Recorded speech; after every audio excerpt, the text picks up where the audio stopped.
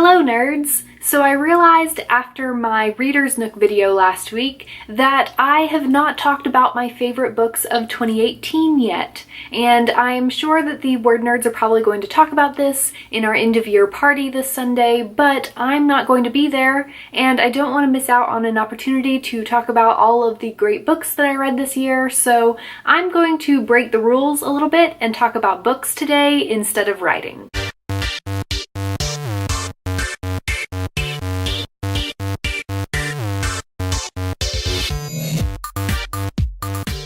This is hopefully going to go really quickly because I want to share my top 18 favorite books that I read in 2018. So here we go. Most of these books came out in 2018, a few of them came out in 2017, and then there's a couple in there that are older books that I just got around to reading this year. First up is SADIE by Courtney Summers, which I'm actually glad that I waited until this week to talk about my favorite books because I just read this one last week and it was amazing, probably in my top like 3 books that I read this year. It's about a girl named SADIE, obviously, who goes missing, and it alternates between her point of view as she is tracking down her sister's killer and the transcripts of a podcast that is trying to find out what happened to her. My second book is Want by Cindy Pon, which is a near future science fiction book that came out in 2017. It takes place in Taipei, where the pollution in the air has gotten so bad that rich people wear these fancy suits with breathing apparatus that help them breathe clean air, and poor people are stuck just wearing like paper masks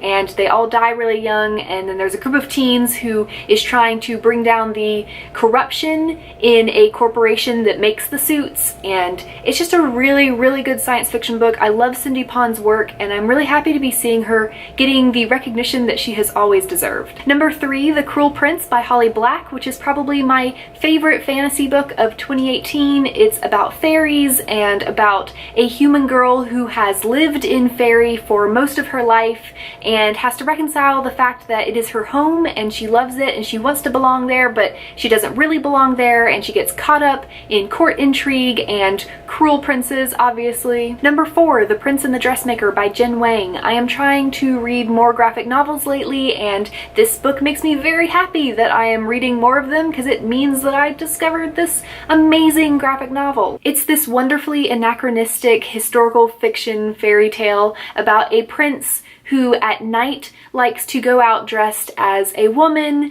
and live this other life and this other self that he feels inside of himself, and the dressmaker who he hires to make his dresses and keep his secret, and it is adorable and beautiful and just such a wonderful, heartwarming story. Number 6, Strange the Dreamer by Lain Taylor. I adore this book. It's another 2017 book that I read back at the beginning of the year. I don't even know if I can describe it really succinctly, but basically it's about this librarian in this fantasy world who has always been obsessed with this mythical city called Weep, and he finally gets the opportunity to travel there to help the people of Weep solve a problem. And then there's also this girl who is the daughter of a human and a god, and she might just be part of that problem that Weep needs help solving. It's this fantasy allegory for prejudice and hate, and it's wonderful and beautiful and made me cry, and I actually still haven't read the sequel Muse of Nightmares, but I'm very much looking forward to it. Number 6 is another fantasy, but this time an adult one, and that is the Shades of Magic trilogy by V.E. Schwab.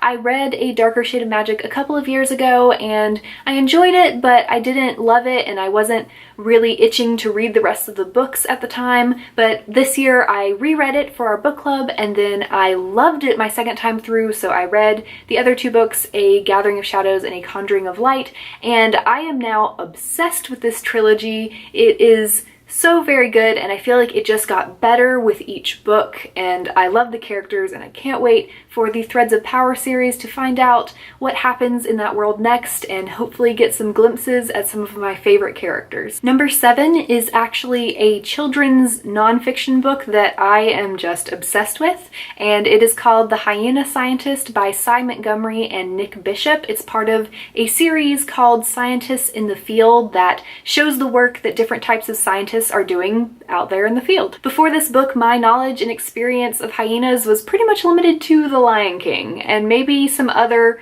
videos and things out there about how they were dirty, scavenging, these terrible creatures. But I learned from this book that they were actually pretty amazing. They are one of the only mammalian species where the female is completely dominant to the male, so pretty cool. Number 8, For a Muse of Fire by Heidi Heilig. I love Heidi's books. I loved The Girl from Everywhere, so I was super excited for her new book, and I was not disappointed by it. I loved all of the little bits of different formats that were thrown in, like sheet music and scenes that were told in the style of a play. It really fleshed out the book and brought out that artistic part of it, because art and music and plays are very much a part of the story. And it's also just such an interesting world and plot and characters. It's based on like the French colonization of East Asia, but it's a fantasy secondary world setting, and it's just such an interesting look at colonialism and mental illness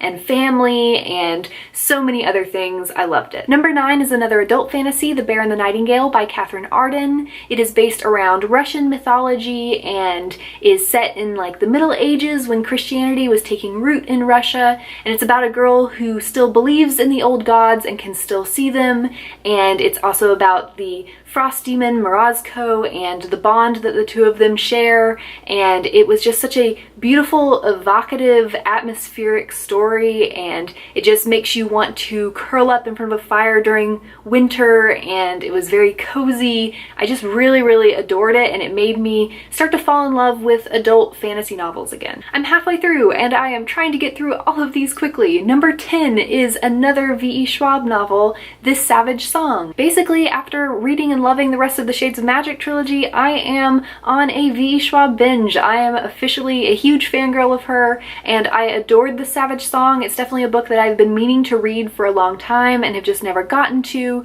It's about a girl who wants to be monstrous to impress her father, who is a very ruthless man, and it's about a boy who is a monster and just wants to be human and doesn't want to have to hurt and kill people, and the two of them, their lives are brought together and they learn from each other, and it was just such a good book. The sequel was also amazing. I just really love V.E. Schwab's books so much. Number 11 is The POETX by Elizabeth Acevedo. It is a novel in verse, which is a form of storytelling that I am slowly coming around to because I used to not like it very much, but I'm discovering all of these great novels in verse that have been coming out, especially in the YA world lately, and The POETX is definitely one of them. It's about a girl named Xiomara growing up in Brooklyn and dealing with the expectations of her strict religious mother and the way that men especially respond to her growing body, and it's all told in verse obviously because Xiomara is an aspiring poet and an aspiring beat poet, and she's kind of learning to find her voice through her poetry in this journal she's keeping,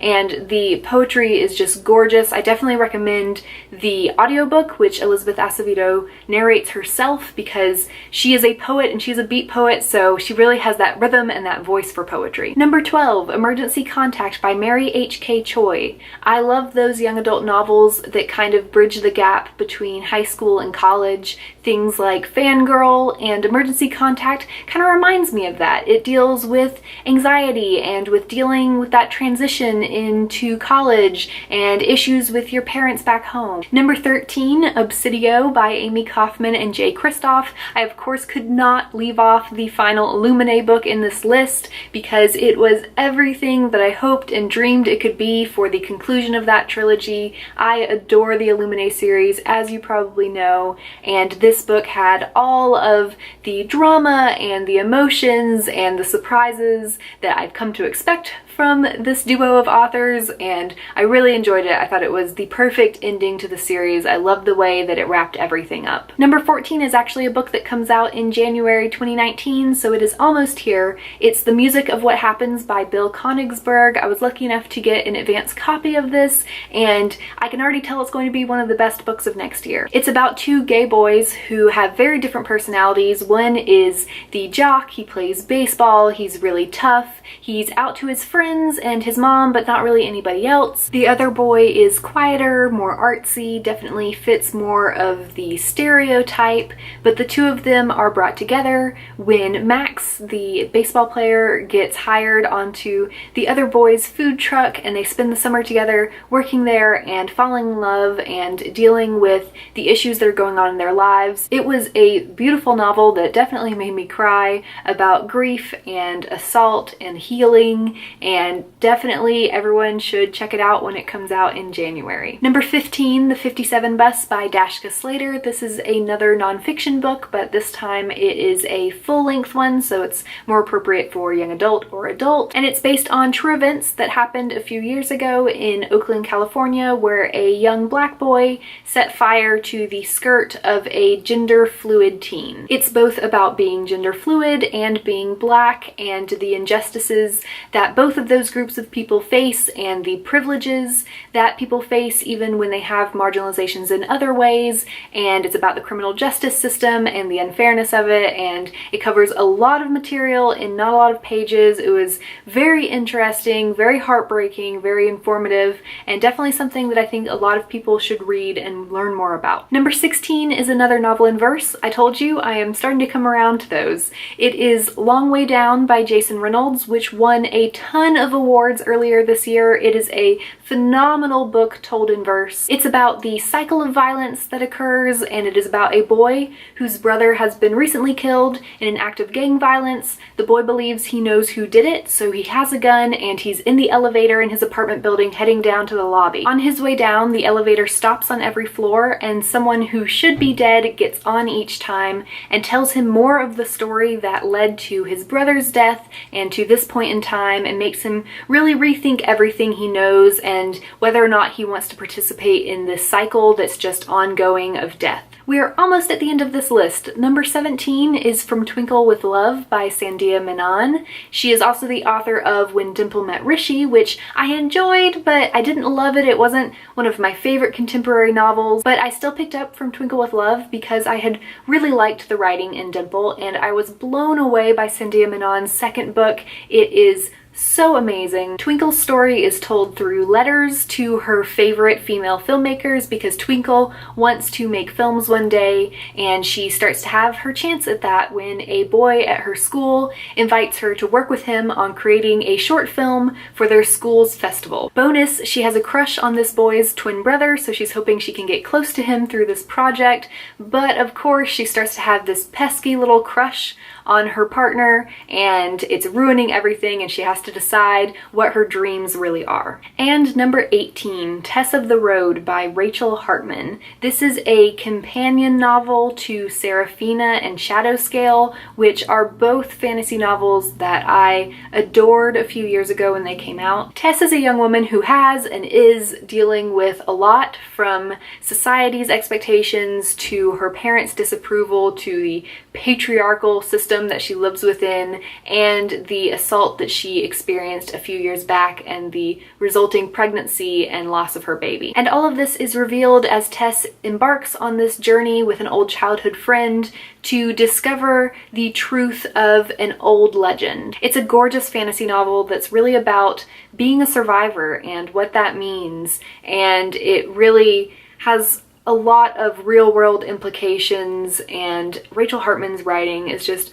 always wonderful, and her examinations of society and the restrictions that we place on young women are always very on point. Anyway, those are 18 books that I read and loved in 2018. It was a lot, but really I read over 80 books, so this is just a small fraction of that. Share with me down in the comments some of your favorite books that you've read this year, and you can also talk about them this Sunday at 7:30 p.m. Eastern Time at our end of year party, and I will see you guys in the new year when we come back from our hiatus.